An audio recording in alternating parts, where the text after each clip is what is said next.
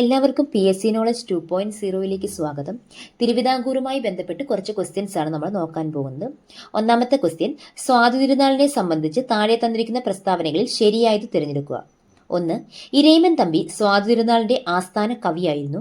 2. തിരുവിതാംകൂറിൽ ഇംഗ്ലീഷ് വിദ്യാഭ്യാസം അവതരിപ്പിച്ച ആദ്യ ഭരണാധികാരി സ്വാതിതിരുനാളായിരുന്നു. 3. തപാൽ സ്റ്റാമ്പുകളിൽ പ്രത്യക്ഷപ്പെട്ട ആദ്യത്തെ തിരുവിതാംകൂർ രാജാവ് സ്വാതിതിരുനാളാണ്. Option A 1, 2, option B 2, 3, option C 1, 3, option D 1, 2, 3. Answer option D. ഈ തന്നിരിക്കുന്ന 3 പ്രസ്താവനകളും ശരിയാണ്. അതായത് സ്വാതിതിരുനാളിന്റെ ആസ്ഥാന കവിയായിരുന്നു ഇരയിമൻ തമ്പി.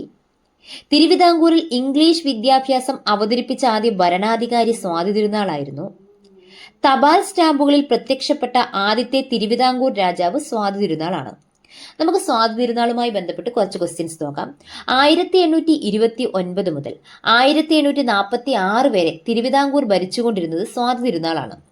1829 മുതൽ 1846 വരെ തിരുവിതാംകൂർ ഭരിച്ചുകൊണ്ടിരുന്നത് ആരാണ്? സ്വാതിതിരുനാളാണ്.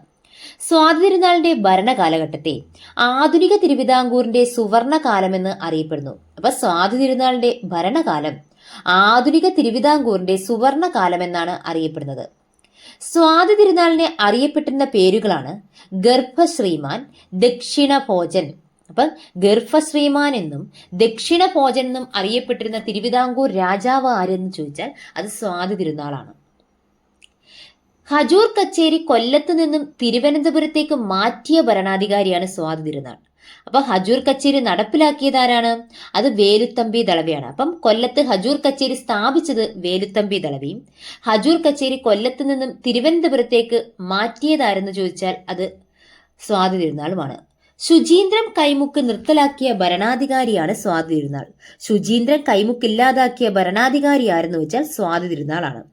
തിരുവിതാംകൂറിലെ ആദ്യത്തെ സെൻസസ് നടന്നത് സ്വാതിതിരുനാളിന്റെ കാലത്താണ്. അതായത് 1836 തിരുവിതാംകൂറിൽ ആദ്യമായിട്ട് സെൻസസ് നടക്കുന്നത്. ഈ സമയം തിരുവിതാംകൂറിലെ ഭരണാധികാരി ആരാണ്? സ്വാതിതിരുനാൾ. എന്നാൽ തിരുവിതാംകൂറിലെ ആദ്യ ക്രമീകൃതമായ സെൻസസ് നടന്നത് ആരുടെ കാലഘട്ടത്താണ്? അത് ആയില്യം തിരുനാളിന്റെ കാലത്താണ്. അത് 1875. തിരുവിതാംകൂറിലെ ആദ്യ ക്രമീകൃതമായ സെൻസസ് നടന്നത് 1875 ആയില്യം തിരുനാളിന്റെ കാലത്താണ്. അടുത്ത ക്വസ്റ്റ്യൻ, ശരിയായ പ്രസ്താവനകൾ തിരഞ്ഞെടുക്കുക. 1. ആധുനിക തിരുവിതാംകൂറിലെ ആദ്യ വനിതാ ഭരണാധികാരി റാണി ഗൗരി ലക്ഷ്മിബായിയാണ്. 2. ഗൗരി ലക്ഷ്മിബായിയുടെ കാലത്താണ് തിരുവിതാംകൂറിൽ ബ്രിട്ടീഷ് പ്രസിഡന്റായി കേണൽ മൺറോ നിയമിതരായത്. 3.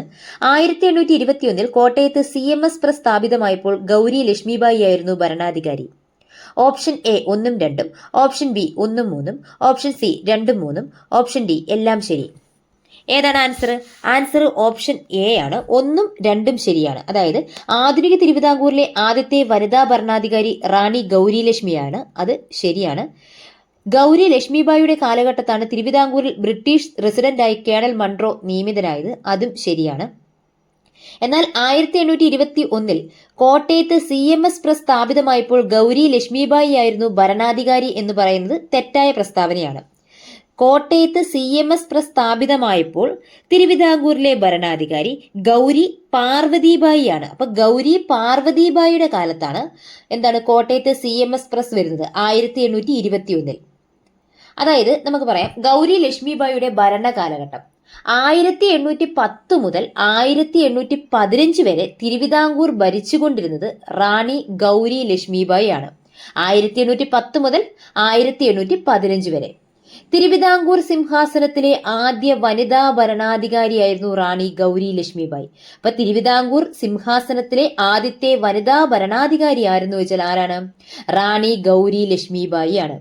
തിരുവിതാംകൂറിൽ അടിമക്കച്ചവടം നിർത്തലാക്കിയ ഭരണാധികാരി റാണി ഗൗരി ലക്ഷ്മിബായി. 1812 തിരുവിതാംകൂറിൽ നിലനിന്നിരുന്ന അടിമക്കച്ചവടം നിർത്തലാക്കി ആര്? റാണി ഗൗരി ലക്ഷ്മിബായി. അപ്പൊ തിരുവിതാംകൂറിൽ ഏറ്റവും കുറച്ചു കാലം ഭരണം നടത്തിയതും ആര് തന്നെയാണ്?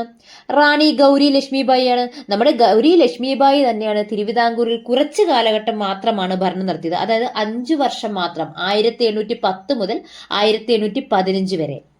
എന്നാൽ ഏറ്റവും കൂടുതൽ കാലം തിരുവിതാംകൂർ ഭരിച്ചത് ആരാണ്? അത് കാർത്തിക തിരുനാൾ രാമവർമ്മ. 40 വർഷക്കാലം അദ്ദേഹത്തിന് ഭരിച്ചു.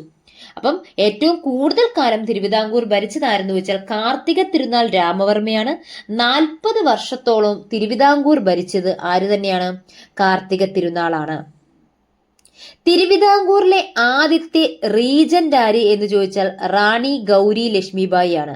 തിരുവിതാംകൂറിലെ ആദ്യത്തെ റീജന്റ് ആണ് റാണി ഗൗരി ലക്ഷ്മിബായി.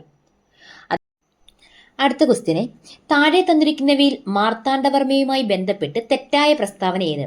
അപ്പൊ മാർത്താണ്ഡവർമ്മയുമായി ബന്ധപ്പെട്ട് തെറ്റായ പ്രസ്താവനയാണ് ചോദിച്ചിരിക്കുന്നത്. എ, ഹിരണ്യഗർഭം ചടങ്ങ് ആരംഭിച്ച തിരുവിതാംകൂർ രാജാവ്. ബി, ശുചീന്ദ്രൻ കൈമുക്ക് നിർത്തലാക്കിയ തിരുവിതാംകൂർ രാജാവ്. സി, നെയ്യാറ്റിൻകരയിലെ രാജകുമാരൻ എന്നറിയപ്പെടുന്നു. ഡി, മരുമക്കത്തായ സമ്പ്രദായ പ്രകാരം വേണാട്ടിൽ അധികാരത്തിൽ വന്ന ആദ്യ രാജാവ്.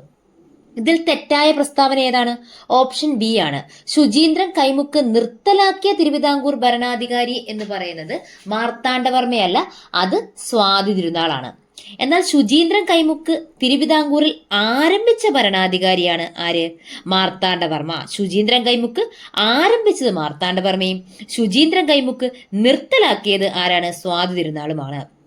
ഹിരണ്യഗർഭം എന്ന ചടങ്ങ് ആരംഭിച്ചത് നമ്മുടെ തിരുവിതാംകൂർ രാജാവ് ആര് തന്നെയാണ്? മാർത്താണ്ഡവർമ്മ തന്നെയാണ്. ഹിരണ്യഗർഭം എന്ന ചടങ്ങ് ആരംഭിച്ചത് മാർത്താണ്ഡവർമ്മയാണ്. നെയ്യാറ്റിൻകരയിലെ രാജകുമാരൻ എന്ന് അറിയപ്പെടുന്നത് മാർത്താണ്ഡവർമ്മയാണ്. മരുമക്കത്തായ സമ്പ്രദായ പ്രകാരം വേണാട്ടിൽ അധികാരത്തിൽ വന്ന ആദ്യ രാജാവും ആര് തന്നെയാണ്?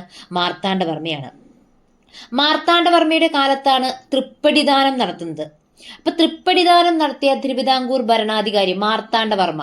1750 ജനുവരി 3 തിരുവിതാംകൂറിലെ ആദ്യത്തെ തൃപ്പടിദാനം മാർത്താണ്ഡവർമ്മ നടത്തുന്നത്. എന്നാൽ രണ്ടാമത്തെ തൃപ്പടിദാനം ആരുടെ കാലത്താണ്?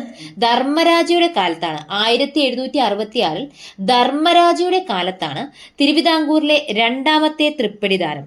എന്നാൽ തൃപ്പടിദാനം എന്ന കൃതി രചിച്ചതാരാണ്? ഉമാമഹേശ്വരി. തൃപ്പടിദാനം എന്ന കൃതി രചിച്ചതാരാണ്? ഉമാമഹേശ്വരി.